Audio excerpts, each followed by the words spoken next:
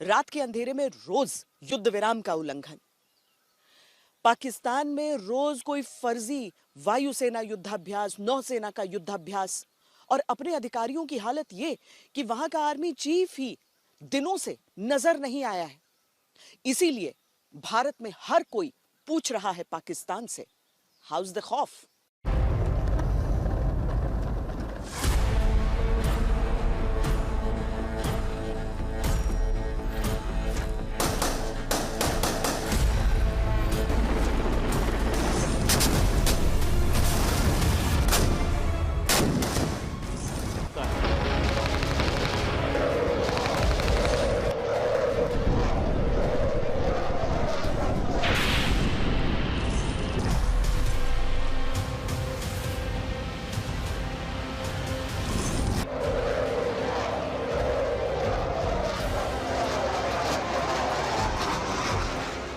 एक तरफ भारत के हवाई जहाज उड़ रहे हैं,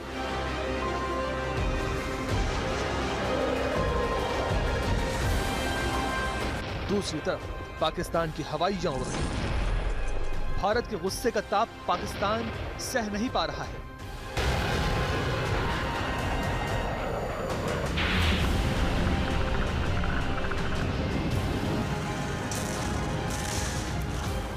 सरकार के नुमाइंदे हों या सेना के सिपाही, सबके चेहरों पर खौफ तारी है। ये खौफ है मोदी के प्लान का।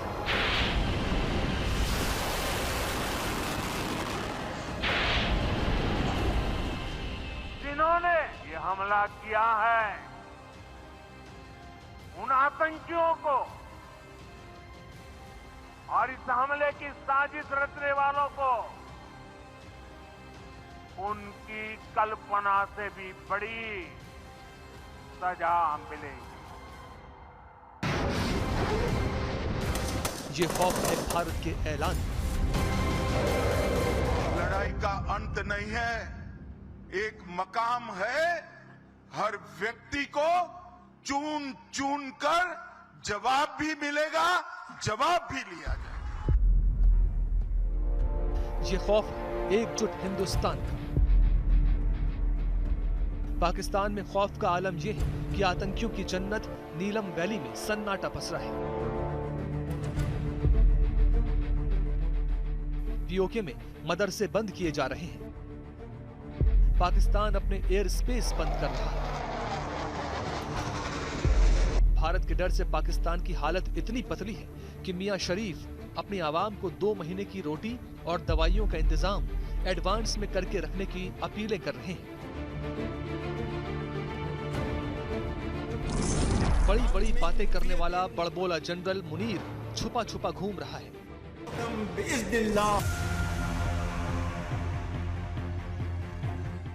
अपने बिल से निकलकर भारत को ललकारने की जुर्रत करने वाला आतंकवादी पाकिस्तान की सबसे बेहतर समझी जाने वाली सिक्योरिटी की लेयर्स के नीचे छिप कर बैठा है। कल तक खून बहाने की खोखली धमकियां देने वाले आज अपने अतीत को कोस रहे हैं और अपनी हकीकत दुनिया के सामने रखने को मजबूर हैं। हिंदुस्तान के गुस्से का खौफ इस कदर है कि जंग के मुहाने पर खड़े पाकिस्तान में उनका जनरल ही अपनी विश्वसनीयता खो चुका है।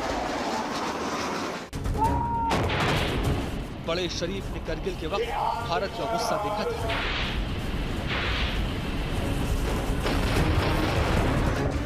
वो अच्छी तरह भारत की ताकत को भी समझ चुके थे, लिहाजा समझा रहे हैं छोटे शरीफ को कि शराफत इसी में है कि भारत के साथ शरीफ बने रहो, वरना अगर भारत ने शराफत छोड़ दी तो मुश्किल में पड़ जाओगे।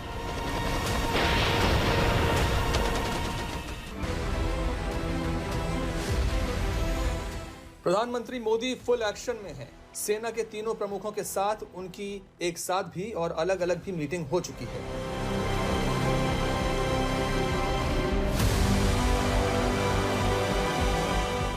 इसके अलावा देश की ऑर्डिनेंस फैक्ट्री में सभी कर्मचारियों की छुट्टी रद्द कर दी गई है, क्योंकि अब तैयारी हर आपात स्थिति से निपटने की हो रही है। दुनिया देख रही है भारत के क्रोध को और समझ रही है कि पाकिस्तान का क्या अंजाम होगा। रोज दिन बीत रहे हैं और हर बीतता दिन पाकिस्तान में खौफ भर रहा है कि आने वाला दिन या कोई रात ना जाने क्या पैगाम लेकर आए।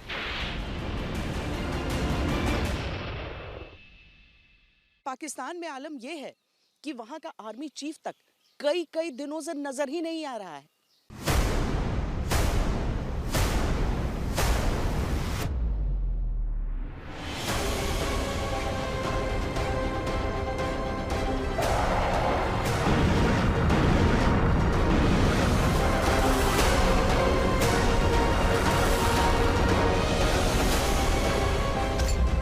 भारत के एक्शन से घबराया पाकिस्तान।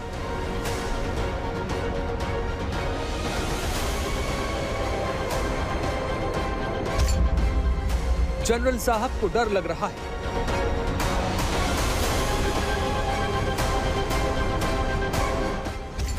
जनरल साहब का परिवार देश छोड़कर भाग गया। क्या अगला नंबर खुद जनरल आसिम मुनीर का है?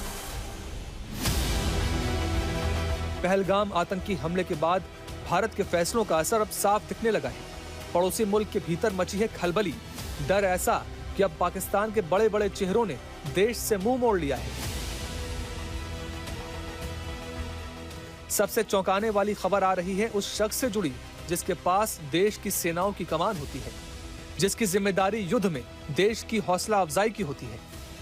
मीडिया रिपोर्ट्स को माने तो Pakistan army chief general Asim Munir ने भी डर के साए में अपने परिवार को विदेश भेज दिया है और खुद भी गायब है।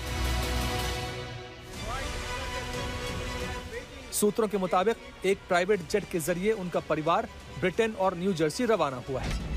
पाकिस्तान के बड़े बड़े नेताओं के परिवार जान बचाकर दूसरे मुल्क भाग रहे हैं। पूरे भारत में पाकिस्तान के खिलाफ गुस्से की लहर है। देशवासी मांग कर रहे हैं पहलगाम हमले का बदला। उधर पाकिस्तान में अफवाहों का बाजार गर्म है। दावा किया जा रहा है कि भारत अगले 24 से 36 घंटे में सैन्य हमला कर सकता है। अब देखिए, एक गेम सोशल मीडिया पर पाकिस्तान भी खेल रहा है। जब सोशल मीडिया पर आसिम मुनीर के लापता होने की खबरें चली तो पाक पीएमओ ने उन्हें फ्रंट लाइन पर दिखाते हुए एबटाबाद से एक फोटो जारी कर दी। लेकिन सवाल अब भी वही है, क्या जनरल वाकई वहां हैं या तस्वीरें सिर्फ दिखावा हैं? 57 वर्षीय मुनीर को अक्सर पाकिस्तान का पहला मुल्ला जनरल कहा जाता है। मुनीर को हाफिज कुरान की उपाधि प्राप्त है।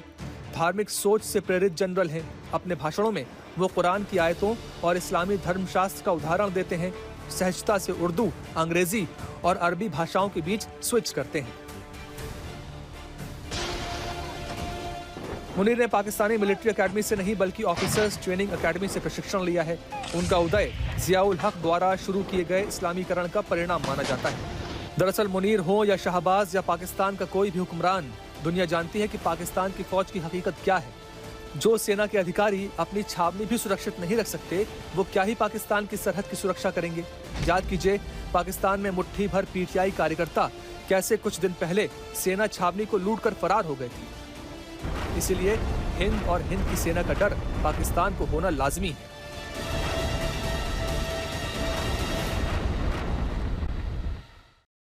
पूरी दुनिया भारत के गुनहगारों को, भारत के दोषियों को वापस भारत को सौंप रही है। लेकिन भारत का जो सबसे बड़ा गुनहगार है, वो सब पाकिस्तान में न केवल बेखौफ घूम रहे हैं बल्कि पाकिस्तान के प्रोटेक्शन के अधीन घूम रहे हैं। हाफिज सईद को आज तक की टीम ने खोज निकाला। ऐसे ही न जाने कितने आतंकी हैं जो पाकिस्तान इस वक्त भी पाल पोस रहा है।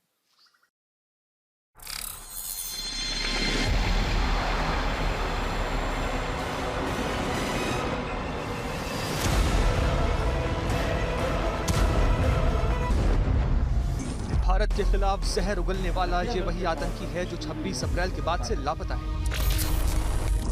पहलगाम हमले के बाद से उसके गुर्गे तो सड़कों पर नजर आ रहे हैं, लेकिन हाफिज सईद गायब है। फिर कहां है आतंकी हाफिज सईद? पाकिस्तानी सरकार ने मोस्ट वांटेड आतंकी को कहां छिपा दिया है? सेना की सुरक्षा में हाफिज सईद का नया ठिकाना कहां है?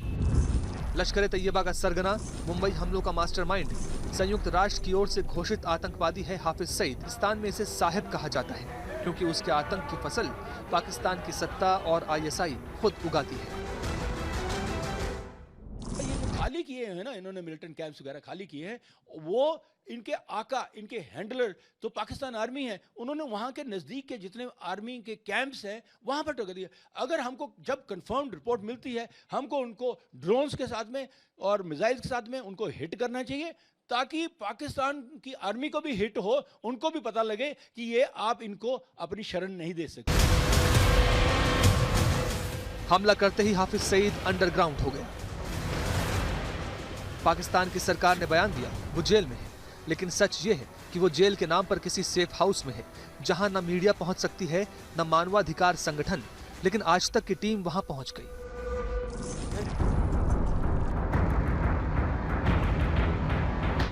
सारी दुनिया जानती है कि पाकिस्तान आतंक का केंद्र है। पहलगाम हमले में उसका हाथ है, लेकिन फिर भी दुनिया की आंखों में धूल झोंकने में लगा है।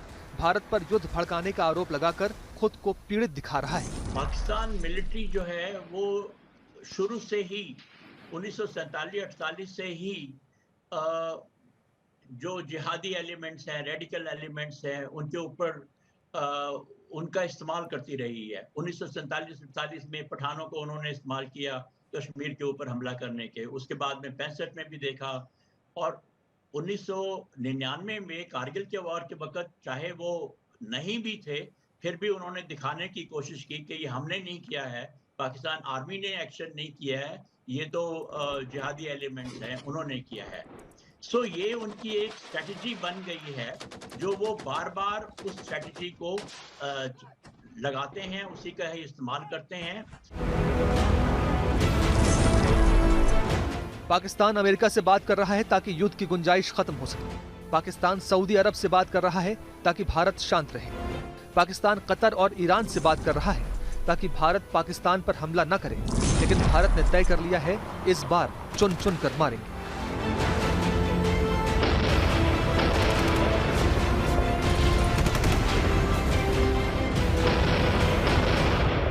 मैं सभी आतंक फैलाने वालों को कहना चाहता हूं कि लड़ाई का अंत नहीं है, एक मकाम है।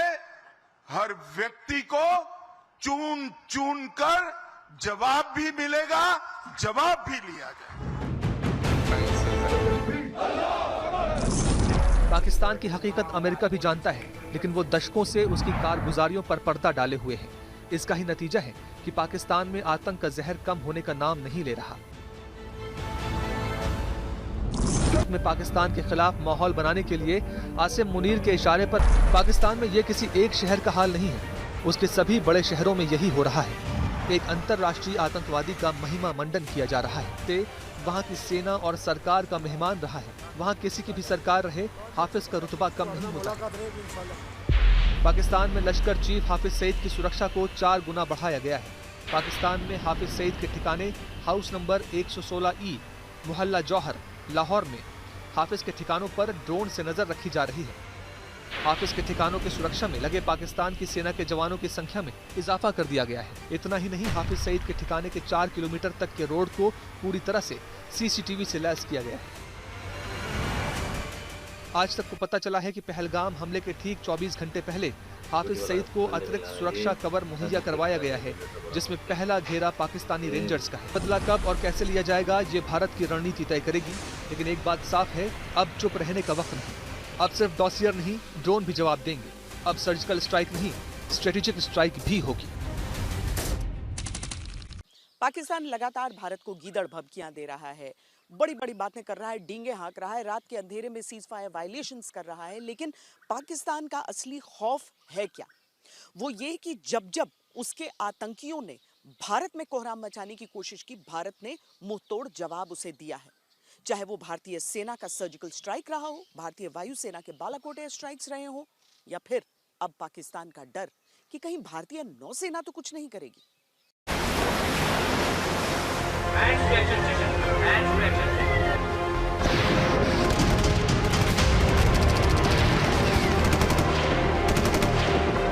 ये भारतीय नौसेना के दमखम की तस्वीरें। पाकिस्तान को सबक सिखाने के लिए अरब सागर में इंडियन नेवी ने दुश्मनों को 3 दिनों तक अपना पराक्रम दिखाया। भारतीय नेवी अरब सागर में बारूद बरसा रही थी। दुश्मन कांप रहा था। याद उसको 1971 का कराची आ रहा था।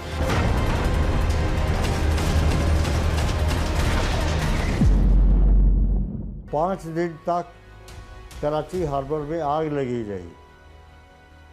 उनका एक जहाज जो वेपन म्यूनिशन लेके आ रहा था उसको हमने सिंक कर दिया। और उनको इतना डर पड़ गया था जब ये शिप सिंक हो गया, बैटल डिस्ट्रॉयर PNS खैबर सब घुस गए अंदर, पोर्ट के अंदर, कोई बाहर नहीं था। पाकिस्तान बॉर्डर के करीब हो रही इस वॉर एक्सरसाइज में जंगी जहाजों के अलावा स्वदेशी एयरक्राफ्ट कैरियर INS विक्रांत ने भी हिस्सा लिया। ये उस जगह से सिर्फ 85 नॉटिकल माइल्स दूर है जहां पाकिस्तान भी अपनी नेवल एक्सरसाइज कर रहा था। नेवी ने कुछ दिनों पहले ही मीडियम रेंज मिसाइल और एंटी शिप मिसाइल का सफल टेस्ट किया था और अब अपने सबसे घातक हथियारों के साथ विध्वंसक वॉर एक्सरसाइज कर रही थी।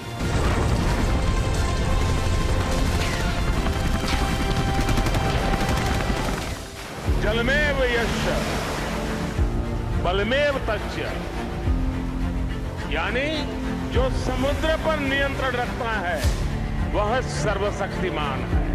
4 दिसंबर का ये ऐतिहासिक दिन हमें आशीर्वाद देता है। हमारी भारतीय नौसेना ने विभिन्न अवसरों पर अपना पराक्रम दिखाया, चाहे वो गोवा के मुक्ति संग्राम हो या 1971 का भारत पाक युद्ध हो। तो 1971 में ऑपरेशन ट्राइडेंट में भारत ने पाकिस्तान के कराची बंदरगाह पर हमला किया था। कराची 7 दिनों तक जलता रहा था। भारतीय नौसेना की ताकत देखकर एक बार फिर पाकिस्तान को कराची याद जरूर आया होगा। ये कराची बंदरगाह पे जो अटैक किया था भारतीय नौसेना ने 4 दिसंबर की रात को, वो बिल्कुल एक बहुत ही डेयरिंग अटैक था। कि पहली चीज़, कराची एक इनका बहुत ही मेन हार्बर था। जितना भी पेट्रोलियम रिजर्व था ये इनका कराची में था, और कि हमारी एक उनका ऑयल टैंक फार्म था वहाँ पे, और इनके ज़्यादातर जहाज़ जो थे वो कराची में बेस थे। सो अगर हम लोग इनके घर में जा कर के अटैक करें तो इससे काफ़ी मोराल पे इम्पैक्ट होता है। और दूसरी चीज़ हम इनको ये बताना चाहते थे कि अगर आप बाहर निकलेंगे तो आपकी नौसेना को काफ़ी खतरा है, भारतीय नौसेना से। पहलगाम हमले के बाद भारत पाकिस्तान की तनातनी ने अरब सागर का तापमान बढ़ा दिया है। एक दूसरे से करीब 85 नॉटिकल माइल्स की दूरी पर दोनों देशों की नौसेनाएं युद्ध अभ्यास में जुटी हैं। भारतीय नौसेना ने अपने हमेशा इस तरह से तैयार है कि ये पूरी नौसेना और हर एक नौवीर के रग रग में दौड़ता है, और इसके लिए पाकिस्तान जरूरी हमारे से खौफ रखेगा, क्योंकि जब भी उनको हम मिलते हैं समुद्र में तो हमें पता चलता है कि यहाँ एक हमेशा तैयार एक प्रोफेशनल नौसेना उनसे मिलती है। हम आपको दिखाते हैं कि दोनों देशों की नौसेनाओं में कौन किस पर कितना भारी है। भारत की फ्लीट स्ट्रेंथ है 293, पाकिस्तान की 121। भारत के पास 13 डिस्ट्रॉयर्स हैं, पाकिस्तान के पास एक भी नहीं। भारत के पास 2 एयरक्राफ्ट कैरियर हैं, पाकिस्तान के पास एक भी नहीं। भारत के पास 18 पनडुब्बियां हैं, पाकिस्तान के पास 8। समुद्र के प्रहरियों का ये प्रण है, पाकिस्तान को अपनी हैसियत का अंदाजा भारत दिला देगा।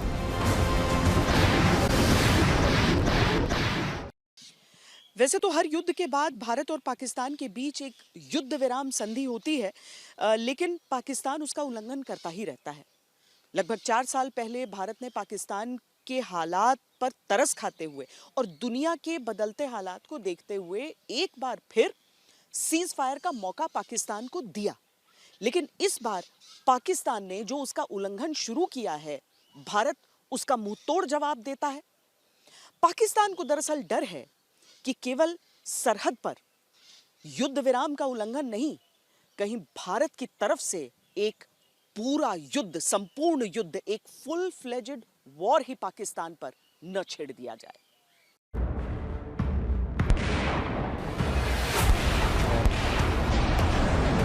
जब युद्ध की दहलीज पर 2 दुश्मन देश आमने सामने खड़े हो तो उनके हथियारों और सेनाओं की ताकत का आकलन निर्णायक बन जाता है। कौन कितनी बड़ी फौज रखता है,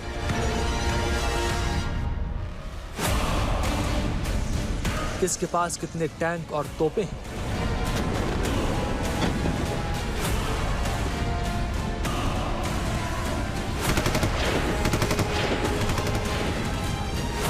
किसकी वायुसेना दुश्मन को कुचलने में सक्षम है, आइए देखते हैं।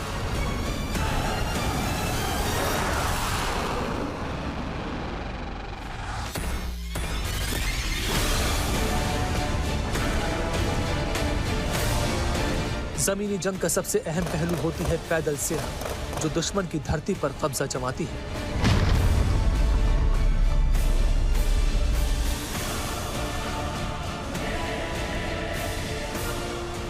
भारत के पास 14,55,550 सक्रिय सैनिक हैं। पाकिस्तान के पास सिर्फ 6,54,000। भारत के पास 11,55,000 रिजर्व सैनिक हैं। पाकिस्तान के पास 5,50,000। भारत के पास 25,27,000 अर्ध सैनिक बल है। पाकिस्तान के पास 5 लाख। जमीनी युद्ध की गहराई और मारक क्षमता बढ़ाते हैं टैंक और तोपें और बख्तरबंद वाहन।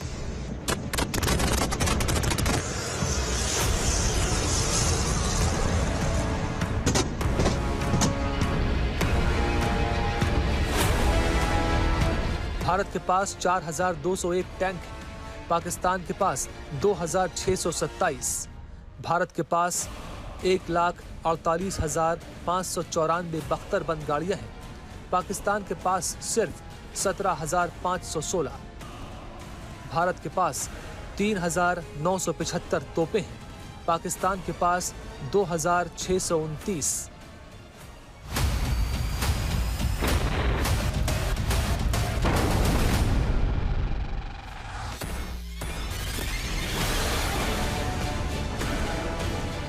परमाणु हथियार अंतिम विकल्प, लेकिन सबसे भयानक।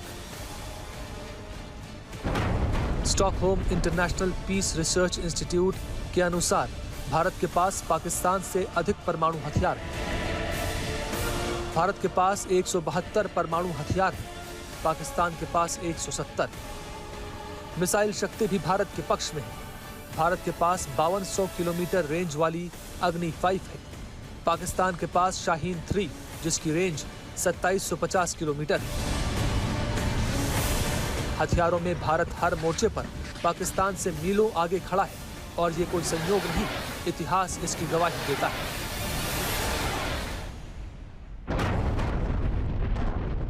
पाकिस्तान ने अपना एमिनेशन, रिजर्व एमिनेशन यूक्रेन को बेच मारा था। ठीक है साहब, 7 से 10 दिन का इनके पास नॉर्मली रिजर्व होता है, वो 3-4 दिन के ऊपर आ चुका है। 1948, 1965, 1971 और 1999 ये वो तारीख है जो पाकिस्तान के अस्तित्व के साथ हमेशा रहेगी। ये वो तारीखें हैं जब पाकिस्तान को पता चला कि वो धोखे से हमला भर कर सकता है, लेकिन जब बात आमने सामने की होती है तो पाकिस्तान सैनिकों की लाशें छोड़कर डी-एस्केलेशन के लिए यूएन, अमेरिका और पता नहीं कहां-कहां भागता फिरता है।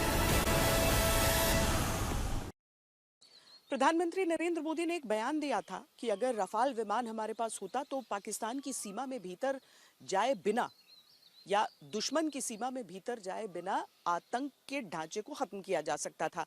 पाकिस्तान की नींदें रफाल के साथ उड़ी हुई हैं। वो अपने विमानों के जरिए ये एक ताकत दिखाने की कोशिश जरूर करता है, लेकिन उसे भी असलियत अच्छी तरह से मालूम है। पाकिस्तान पर होगी एयर स्ट्राइक, रिहर्सल शुरू होगी। आसमान में भारतीय फाइटर्स ने भरे फर्राटे, पाक का कलेजा कांपे। भारतीय वायुसेना के लड़ाकू विमानों की गर्जना, दहल गई पाकिस्तानी सेना। भारत के जंगी विमानों का दमखम, पाकिस्तान होगा बेदम।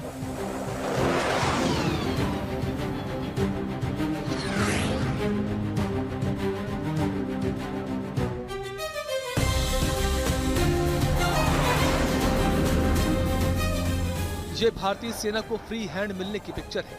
भारत के इसी आक्रामक तेवर से पाकिस्तान के होश उड़े हुए हैं।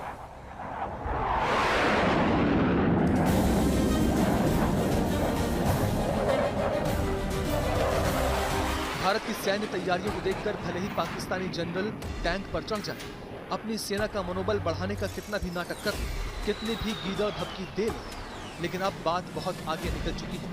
यूपी के गंगा एक्सप्रेसवे पर दमखम दिखाते भारत के ये जंगी विमान कैसे पाकिस्तान पर एयर स्ट्राइक करेंगे, उसका ये मुजाहिरा है।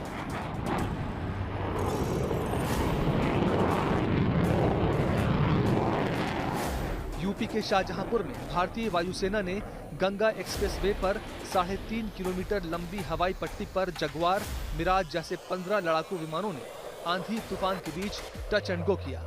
सबसे पहले C-130J सुपर हरक्यूलिस विमान ने एक्सप्रेसवे पर टच एंड गो किया। इसके बाद जगुआर, मिग और राफेल विमानों ने एक साथ आसमान में करतब दिखाया। सिर्फ AN-32 लड़ाकू विमान ने एक्सप्रेसवे पर लैंडिंग की। उसे आगे बढ़ना था, लेकिन हवा की गति इतनी तेज थी कि वो आगे बढ़ नहीं सका। इसके बाद पायलट ने विमान को 180 डिग्री घुमाकर उसका रुख हवा की दिशा में मोड़ दिया। करीब 2 घंटे तक वायुसेना के लड़ाकू विमानों ने अभ्यास किया तो नाइट शो भी किया। युद्ध या राष्ट्रीय आपातकाल के समय वैकल्पिक रनवे के रूप में एक्सप्रेसवे की क्षमता का आकलन करने के लिए ये अभ्यास हुआ।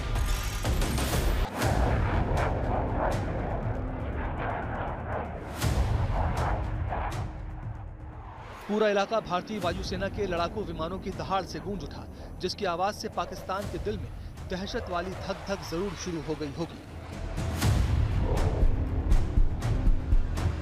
पाकिस्तान आज सबसे कमजोर हालत में है इकोनॉमिकली, अपनी जो उनकी यूनिटी है, यूनिटी वाइज, पॉलिटिकली, और जो उनकी आर्मी है वीकेस्ट टाइम्स में है, इतनी वीक कभी नहीं थी। दूसरी बात मानते हैं कि आज इंटरनेशनल ऑर्डर जो है वो भी डिसऑर्डर में है। आज दुनिया में कोई किसी को रोक नहीं सकता, कोई किसी की मदद नहीं कर सकता। दुनिया में इंटरनेशनल ऑर्डर भी इतना कमजोर नहीं था। तो ये बिल्कुल उचित समय है कि जो 70 साल से हमें हिसाब मांगना चाहिए था, जो 35 साल से उससे हमें एक एक पैसे का, एक एक जान का, एक एक खून की लहू की खून की बूंद का जो हिसाब मांगना चाहिए था, वो वक्त आ गया और वो हिसाब मांगना चाहिए, मांगेंगे।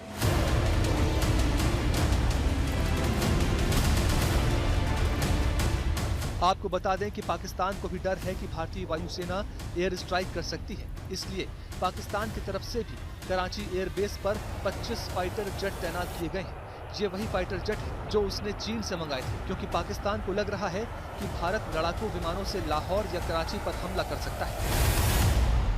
इसलिए पाकिस्तान ने लाहौर और कराची का ही एयर स्पेस बंद कर दिया है, ताकि कोई फाइटर प्लेन इन दोनों शहरों के ऊपर से न गुजर सके। पाकिस्तान को डर है कि अगर भारत लाहौर या कराची पर हमला करता है तो ये बहुत गंभीर स्थिति होगी। इससे फुल वॉर शुरू हो सकती है। पाकिस्तान के लिए इसके बहुत गंभीर नतीजे हो सकते हैं। पाकिस्तान हर डर की हद तक पहुंच रहा है और इसके पीछे बड़ी वजह है।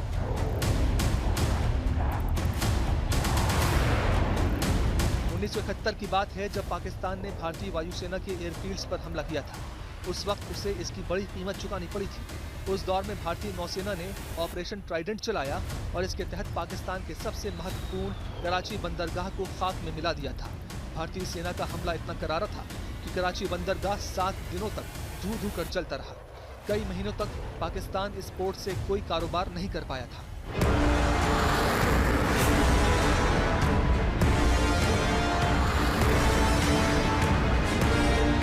भारत और पाकिस्तान की वायुसेना की तुलना करें तो समझ में आता है कि पाकिस्तान टेंशन में क्यों है। थल सेना को मदद पहुंचाती है वायुसेना।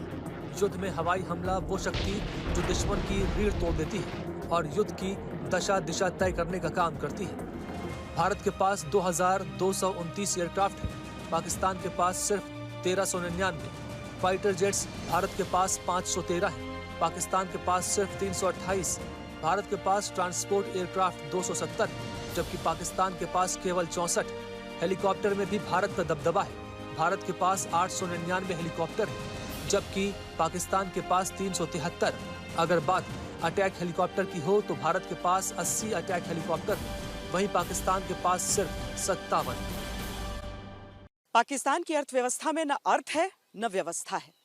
हालत उसकी और अब बुरी हो रही है, क्योंकि एक तरफ उसके स्टॉक मार्केट्स हैं जो धड़ाम गिर रहे हैं और दूसरी तरफ जो एयर स्पेस बंद करने का पूरा मामला है, चाहे पाकिस्तान अपनी एयर स्पेस को बंद करे, चाहे भारत अपने एयर स्पेस को पाकिस्तानी विमानों के लिए बंद करे। अर्थव्यवस्था का ऐसा हाल वहां पर हो चुका है कि पाकिस्तानी इस समय पूरी दुनिया के सामने बस किसी तरीके से इस तनाव को खत्म करवा देने की गुहार लगा रहे हैं।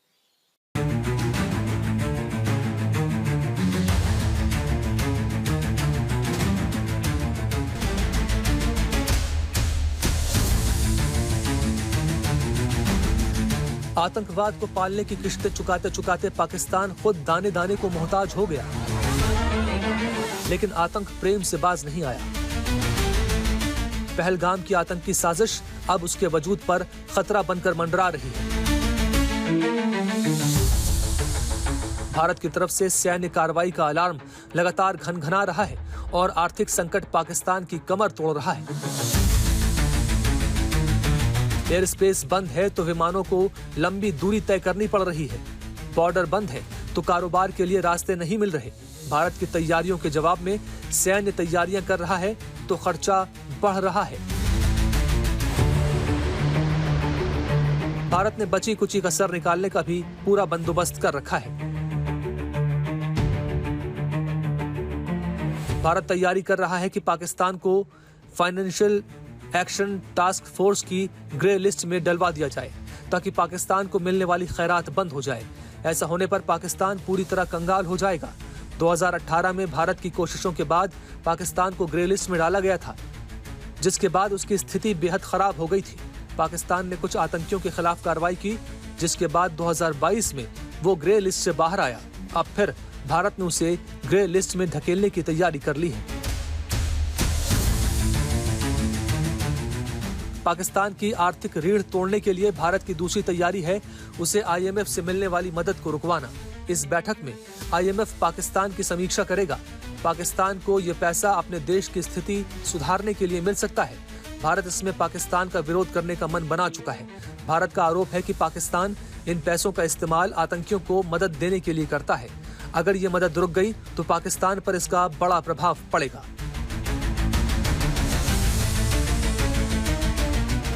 पाकिस्तान कभी अरब देशों के सामने गिड़गिड़ा रहा है तो कभी चीन की ओर देख रहा है। अमेरिका से तो उसे अच्छी खासी नसीहत मिल चुकी है।